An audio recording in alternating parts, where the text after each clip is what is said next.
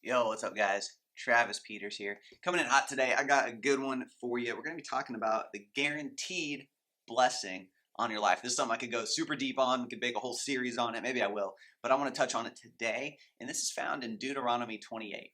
So you've probably heard this before. I want to read it to you in the New Living, and I want to help you grasp it and get what's going on because I think there's a couple pieces that can sometimes be left out in the teaching and the preaching so that you don't fully grasp what happens or what's happening, or you don't have full revelation on how to actually tap into this. Before I get started though, please like this video, subscribe to the channel if you haven't already. It helps the algorithm push this out to more Christians so we can help more people win. Like, I made this channel because there's a lot of Christians who are struggling, broke, living paycheck to paycheck, not living their dreams, and day jobs that they hate, and I don't want you to be one of them. I want you to succeed and thrive. God showed us how to do it right here in this book. I'm going to help you understand it and apply it to your life, okay? So Deuteronomy 28, this is kind of like the chapter, the first 14 verses are all the blessings that God has for us. Like the blessed life is basically described in Deuteronomy 28, 1 through 14. And it's all the blessings for obedience, meaning, or I'll just read it to you. At the very beginning of this chapter, if you fully obey the Lord your God and carefully keep the commands that I'm giving you today, the Lord your God will set you high above all the other nations. You will experience all these blessings if you obey the Lord your God. And then verses 15 on are all the curses if you don't obey. It's basically like, I can't bless you if you don't do these things. He wants to bless you, you just can't if you're disobedient. And when it says like commands and stuff like that, it's like, don't think about it like the 10 Commandments. Just think about it like instruction. Man, I prayed. He told me to do something. I didn't do it. He told me to give that money, not give that $100. I didn't do it. He told me to call this person and pray for him. I didn't do it. If you fully obey those commands, those instructions, or the scriptures here, you're going to live a blessed life. Let me read some of this to you. It says, if you obey me, if you obey my instruction, your towns and your fields will be blessed. Your children and your crops will be blessed. All right, I want that. The offspring of your herds and flocks will be blessed. This is all, think about it like business related, right? Their herds and their flocks, their crops, those are all how they traded those things for money. That's what they sold. All right. So if you're a salesman, if you're a business owner, or even if you're not, you're selling your time right now, trading your time, this all applies. All of those things are going to be blessed. Your fruit baskets and your breadboards will be blessed. This has to do with how you accumulate things. All right. Then it goes on and says, wherever you go and whatever you do, you will be blessed. So it covers all the stuff right there in that sentence. The Lord will conquer your enemies when they attack you. That's cool.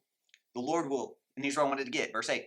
The Lord will guarantee a blessing on everything you do and will fill your storehouses with grain.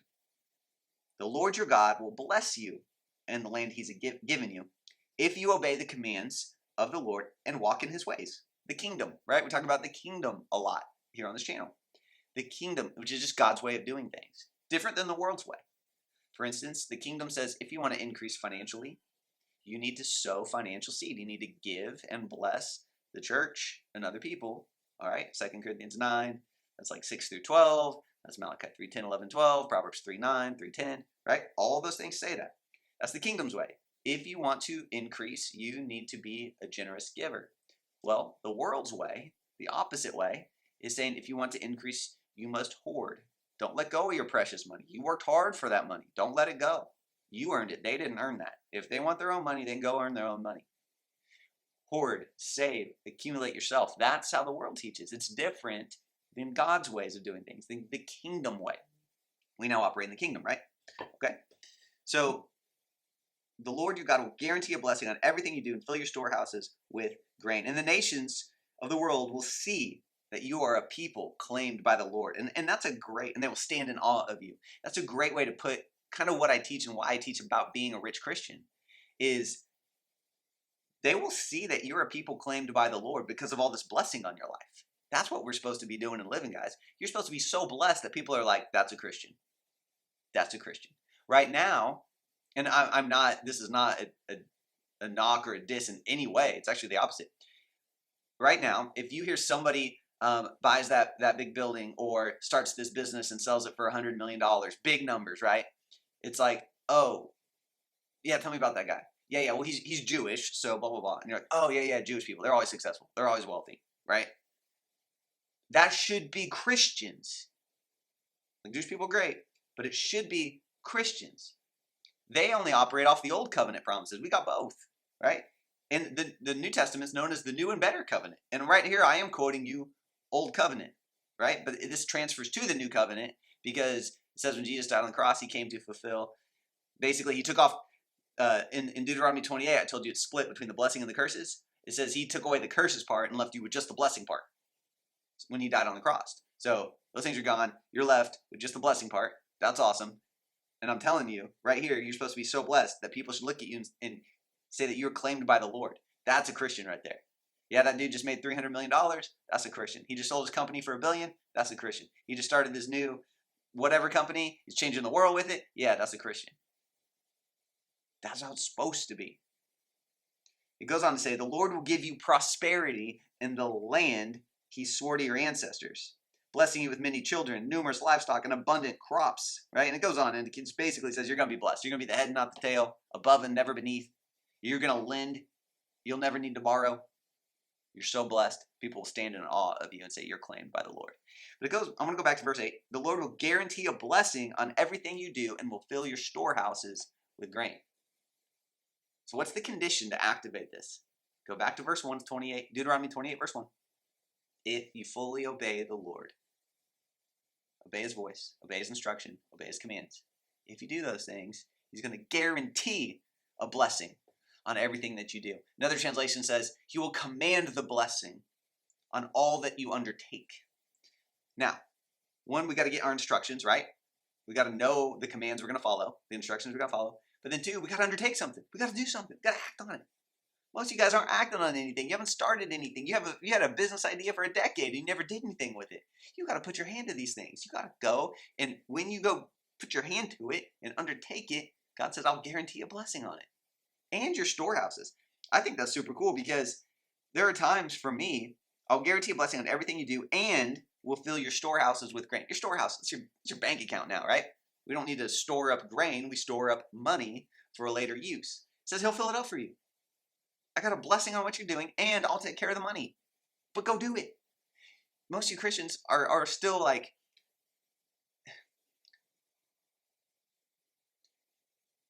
put it this way, you're just working your day job, and you're just dreaming, but you're not doing.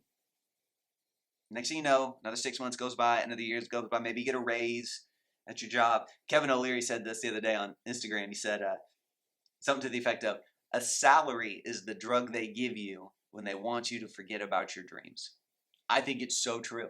When I was working a day job, I wanted to quit so many times. It's just a day job, man. I'm spending all my time away from my family. I'm not doing what I want to do. I'm unfulfilled. There's more in me. My salary is capped, even though I was higher paid than most people. It's still like there's still a limit. I still can't go home when I want to go home. Like I'm just not in control. No, gross. This is not for me.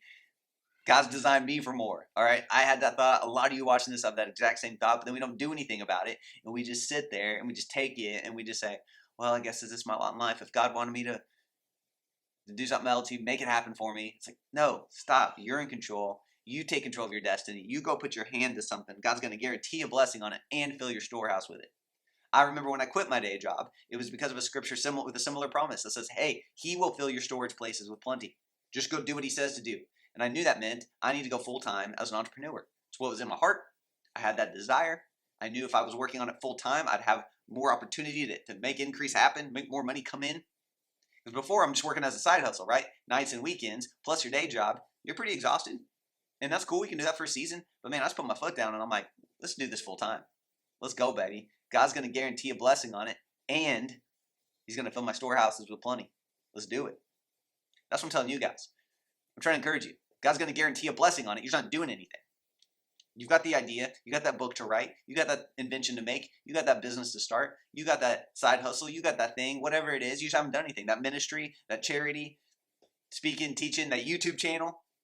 Maybe you want to become an influencer and so that you can use that influence for God. But you haven't even started. Why are you still watching this video? Turn this video off and go start it. Let's go. He's trying to command and guarantee a blessing on nothing because you don't have anything for him to put the blessing on. God, why haven't you blessed me? He's like, Trav, why haven't you started? Oh, I hope this is helping somebody. I know it is because I was supposed to make this video. I love you guys. Go take action today. Go read this stuff for yourself. Deuteronomy 28. Get in there. Read verses 1 through 14. Amplified Classic is great. The New Living's great. Message is great. Get in there, study this thing out, and go take some action. Stop being afraid. Stop being lazy. Stop talking yourself out of it. Stop telling yourself why you can't do it. This is the perfect promise of why you can do it because God's going to guarantee a blessing on it.